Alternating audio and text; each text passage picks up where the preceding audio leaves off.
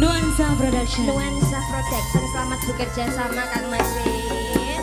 Yang lagi nonton streaming juga Sugeng Dalu, selamat malam, selamat menikmati hiburan sinar Kang Bayu Bagolo. Yang hadir di sini juga Sugeng Dalu semuanya.